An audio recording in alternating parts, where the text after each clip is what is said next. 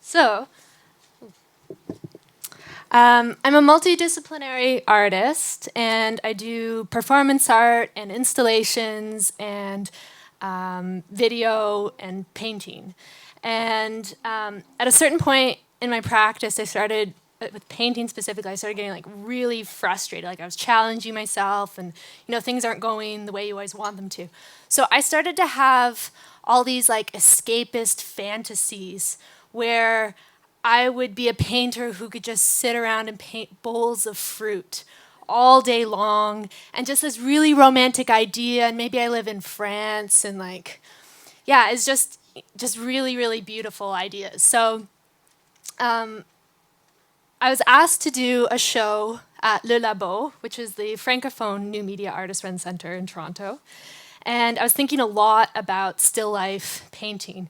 And the translation of that in French, still life, is nature morte.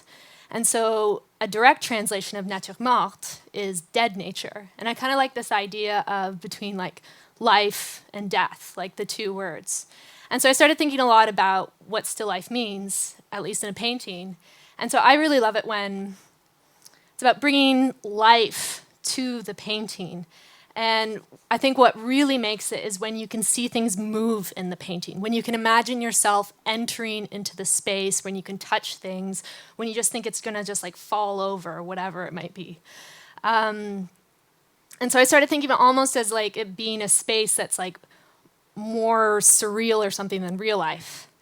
And so I'm not talking so much about like hyperrealist paintings at all, but instead about this, I like the illusion or the perception of it and like how to activate that space.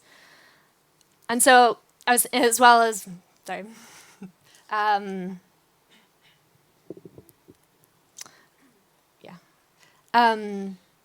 this idea of like Matisse has these real oranges in his paintings that just start radiating. And I was thinking about this idea of like fantasy compared to the reality of it.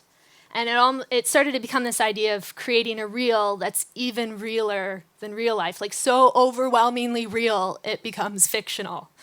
And that's when I started to daydream of things that just start to move in real life and emulate these paintings.